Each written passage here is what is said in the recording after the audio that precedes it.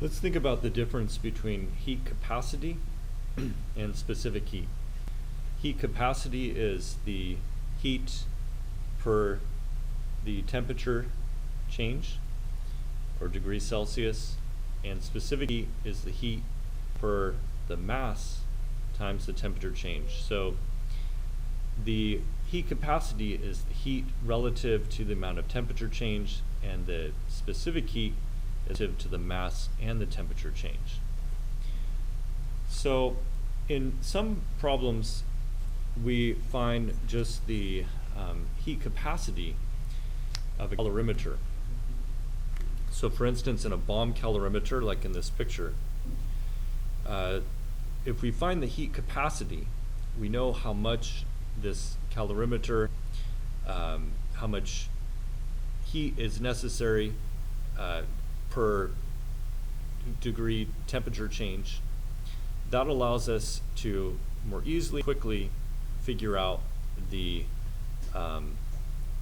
heat involved in reactions, or the enthalpy of reactions. So let's take a look at how we might figure out this heat capacity as for a calorimeter.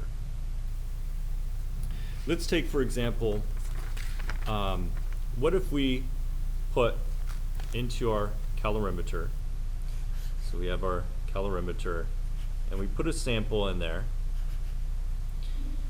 of 1 gram of benzoic acid. And I'm just going to call that BA, benzoic acid. So we have 1 gram, and that 1 gram we measure as producing 26.38 kilojoules. In another experiment, we then take 1 gram of the benzoic acid again, and we find that the temperature changes by 4, so delta T, or the change in temperature, is 4.857 degrees Celsius. So given these two situations here, 1 gram provided this much energy and 1 gram raised the temperature this much. If we're looking for a ratio of heat to temperature, we have all the information we need to develop that ratio. And we could do it with a few conversion factors. So we know that there's a commonality here, the mass is in common. So we can use that to link these two factors. Now we want to have heat in ratio to the temperature change. So we could set it up like this: 26.38 kilojoules for every 1 gram multiplied by, for every 1 gram up here, the change in temperature is 4.857 degrees Celsius. So the grams of the benzoic acid cancel out of that ratio, and what we're left with is kilojoules per degree Celsius. So that would come out in this case to be 5.431. I'm assuming the gram is exact value. Kilojoules per degree Celsius. So this is a heat capacity value, which we could use in future problems. If we know a temperature change of our calorimeter, we can quickly and easily then figure out the amount of energy involved simply by using this ratio. Let's try another example.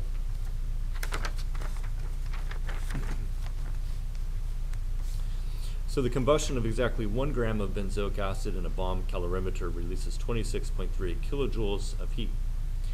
If the combustion of 0.550 grams of the benzoic acid causes the temperature of the calorimeter to increase from 22.01 to 24.27 degrees Celsius, calculate the heat capacity of the calorimeter.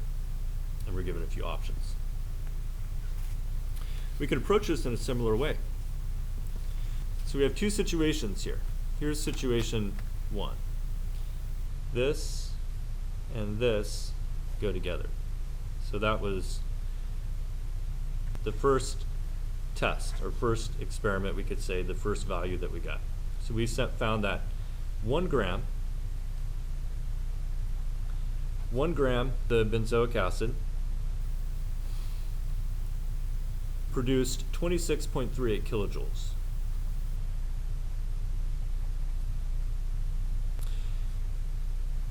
So that's situation one.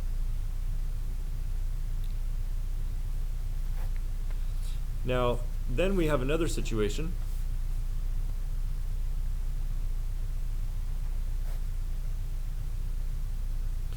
And we see that 0.50 grams, 0.550 grams of the benzoic acid makes temperature change. So 22.01, so delta T, we could say then, the change in temperature would be 24.2 minus 22.01.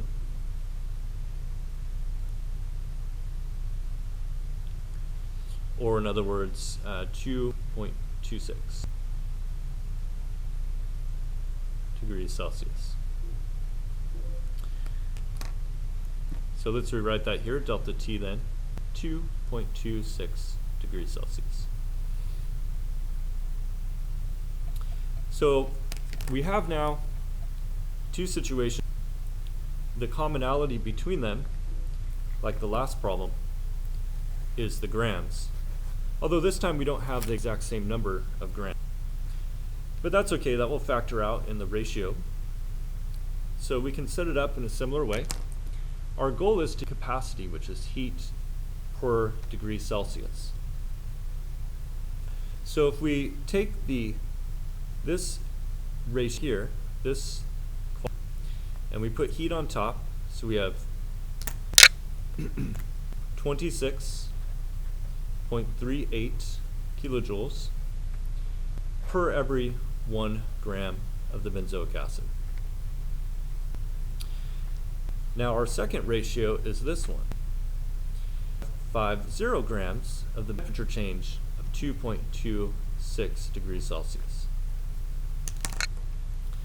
So the mass would cancel out, and we're kilojoules per degree Celsius, which is what we want. So we calculate that, and it comes out to 0.42 kilojoules per degree Celsius.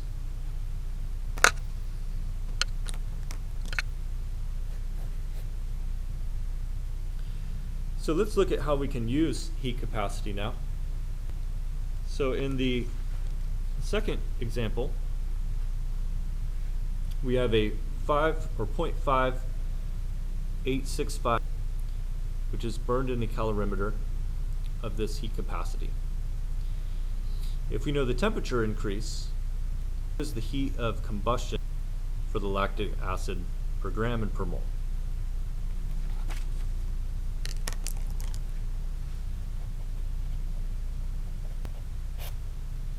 So in this problem, we know the mass of the sample.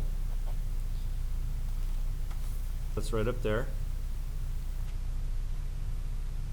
0.5865 grams.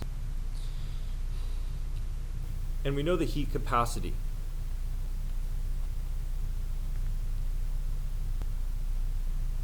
Which is 4.812 kilojoules per degree Celsius.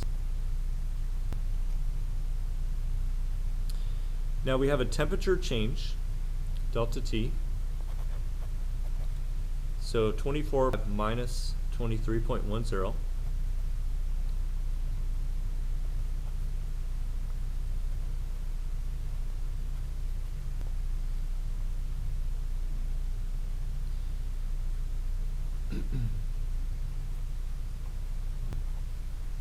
So we have our temperature change. Now we can use heat capacity to figure out the amount of heat.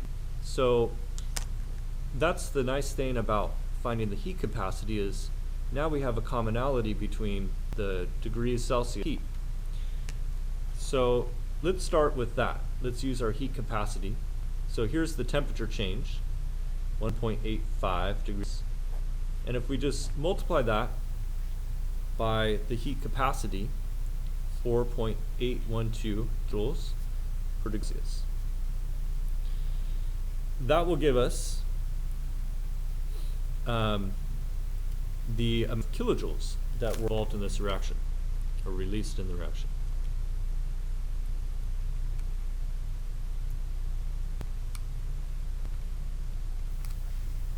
So we have 8.90 kilojoules.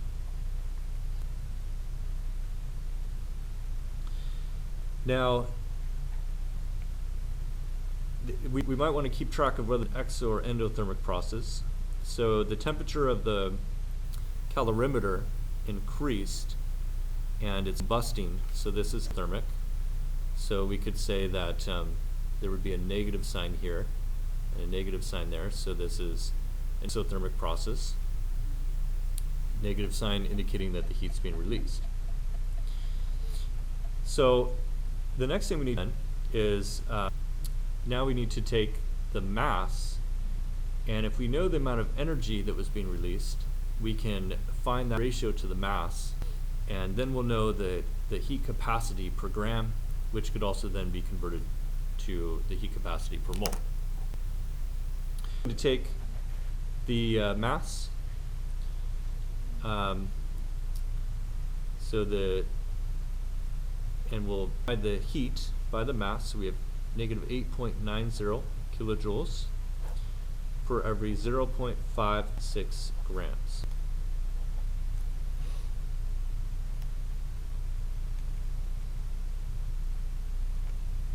And so that gives negative 15.2 kilojoules per gram. So this would be the first answer, the heat capacity per gram. We could take this one more step and just convert that to moles using the molar mass of the. So to find the molar heat capacity then, we answer right here, the negative 15.2 kilojoules per gram.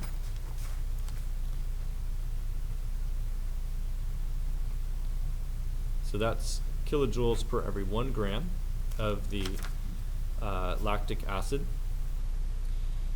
Now we need the molar mass for lactic acid, which is HC3H5O3. I'm just going to add that up based on estimation. So hydrogen is about 1.01 plus 3 times 12 for carbon, 5.05 for the other hydrogen,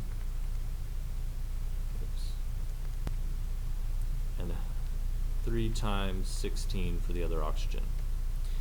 So 90.06. Oops, that goes on the other side. So 90.06 grams of the benzoic acid per every mole. So if we just multiply now, grams cancel out, and we'll have the molar enthalpy.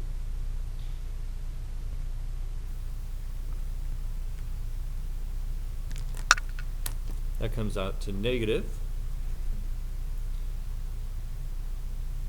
370 kilojoules per every mole.